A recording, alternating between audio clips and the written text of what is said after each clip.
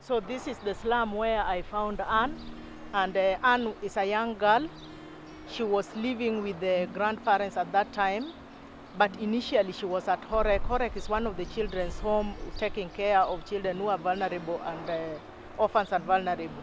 So it so happened that Jackie from Global Hope came all the way from USA to Kenya. So Jackie told me the whole story of Anne, and when she shared with me, I was so much touched. And I wondered why the relatives could steal her from the children's home where she was getting a lot of support. The task wasn't easy. I could not actually gauge because I was only given the picture. So I was looking for her through the picture. And therefore, I prayed over it. Because this was a difficult task, it wasn't easy, but I had to find Anne. Nairobi is very big. The houses are not marked, and therefore it meant that I had to walk door to door asking.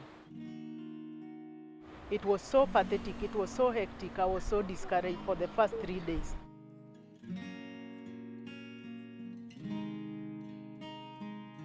In Anne's home, the condition was very pathetic indeed. Actually, when I got in, it was a house, but you'd think that animals are staying there. We had a lengthy discussion with the family members. We had a talk with the grandmother together with the auntie who came. I tried to inquire some of the issues I had of Anne being misused. I also inquired about Anne's going to school. Okay, they admitted that Anne has been going to school not frequently, one because of school fee. And by the time I found her, she had stayed for some times without going to school because of school fee. And therefore she was taking care of the auntie's child.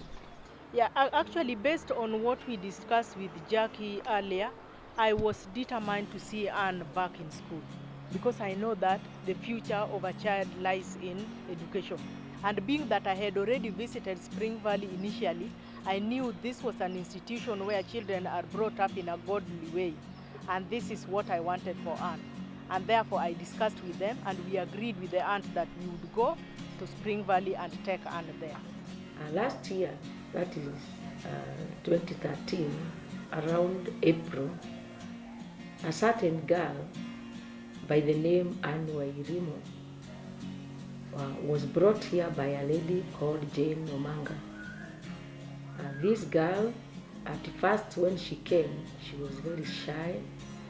She could not look, she could not concentrate, she could not behave like other girls. Anne comes about 16 kilometers from here. I didn't know her directly, but I knew her through Omanga Jane, about, I believe, sometimes in 2013. We had a lengthy discussion, questioned one another, and only to realize she's among the many children in the same kind of challenges our children go through. She's an orphan.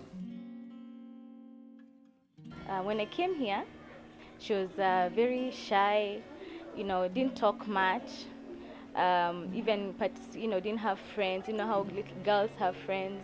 She didn't. So I kept on following up with her, and she opened up and told me, that she's an orphan. She was even a street child at one point in her life. And that's when Global Hope came into her life, and they brought her to Spring Valley for safekeeping. And the dorm has been a safe haven for her. Even when we close school, she normally stays here because she has nowhere safe to stay. And I've seen a big change in her in the last 2 months that I've been here. She sings even in the choir at church. She's more articulate. She has gained self-confidence.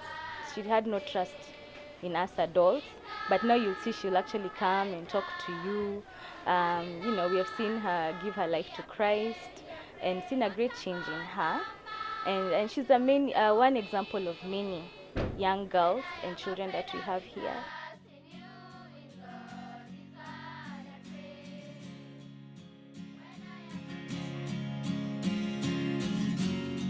And when she was called from the classroom to come and see us, the face was very bright. I looked at her and I smiled. She didn't look like the Anne who was initially in this slum over here, which I've described earlier. She was very bright, she was very jolly. She came and hugged me. Tears of joy flew out of me. I was so happy because I knew at long last we found a home for her. She has completely changed. She's happy, she's clean, she's reforming. In just a short while, she has become a child again. My name is Anna Irimo. I am 12 years old and I am an orphan.